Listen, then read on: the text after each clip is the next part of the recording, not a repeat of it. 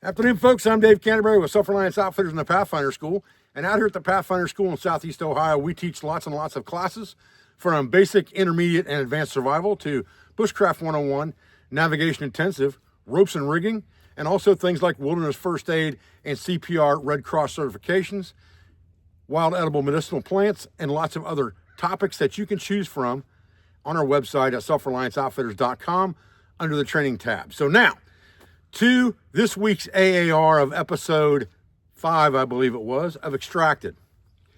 This is a difficult AAR for me because there really wasn't a lot of things that happened as far as the survival realm of things, which is my area of expertise.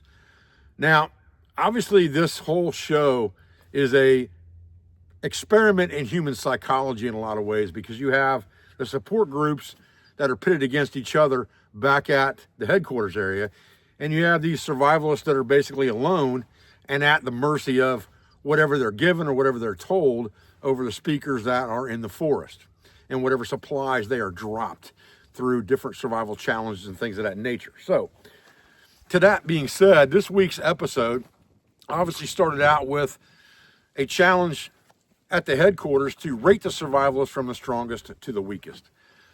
Do I agree with the way that was assessed? No, I do not, but it was assessed using strategies by the people within that core group to make it better for their survivalists, and I do understand that. However, Ryan W. was definitely, in my opinion, the strongest competitor without a doubt, and I'd say Woody is probably the second strongest competitor without a doubt. That's just my personal opinion. We'll see how it shakes out as the show goes on. Unfortunately, Ryan's not going to be there, and we'll talk about that in just a minute. So the first challenge was, once these survivalists were rated from strongest to weakest, they went into a supply room in survivalist order that they were chosen, and they were allowed to pick items for a hunting challenge. And the items available were 3 recurve bows with arrows, 8 slingshots, and 6 spears. And they were basically knives that were spear tips and a shaft for that spear. Now, looking at this from the outside, and obviously the Monday morning quarterback thing is easy to say. However, if you have a contestant or a person in the woods that you're supporting and you know that they've probably done very little hunting of any kind, especially primitively, then a bow and arrow does them absolutely no good whatsoever. A spear probably does them no good whatsoever. They already have knives. They can tie it to a stick if they need a spear. You've given them 2 different knives throughout this challenge, one for processing game and one at the beginning that they could easily tie to a stick if they needed a spear. However, I don't think there's any game large enough in that area that they're allowed to kill to begin with to warrant either one of those items, a spear or a bow and arrow.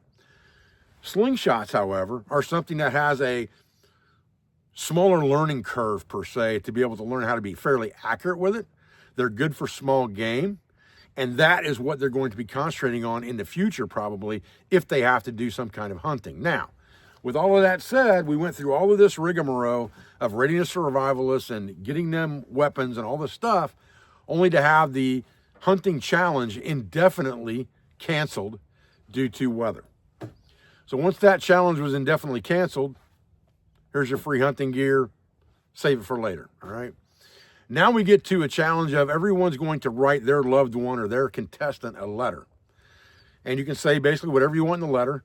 Tell them you love them, tell them you miss them, tell them you're proud of them, tell them what's going on at headquarters, tell them that you are trying to get them the best supplies you can. Whatever you want to tell them, you can tell them.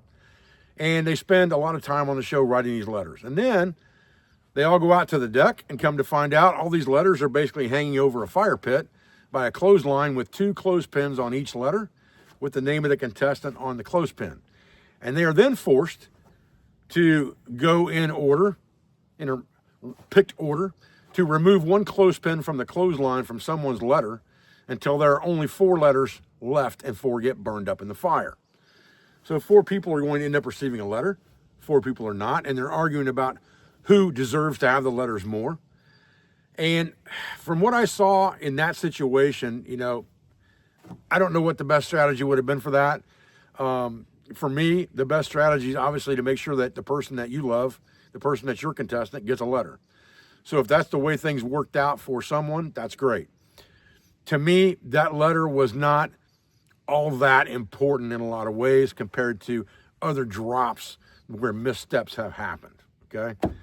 But it was enough of a psychologically damning thing that Ryan W.'s support group, I believe that was his wife and his wife's brother, if I'm not mistaken, were so shell-shocked by the fact that his letter got destroyed that they extracted the strongest contestant from the show, who basically, through the whole episode, was on his camera, his little selfie camera, saying, I'm smoothing it, I'm happy, I got plenty of meat, I got plenty of food, my shelter's awesome, I'm having a ball.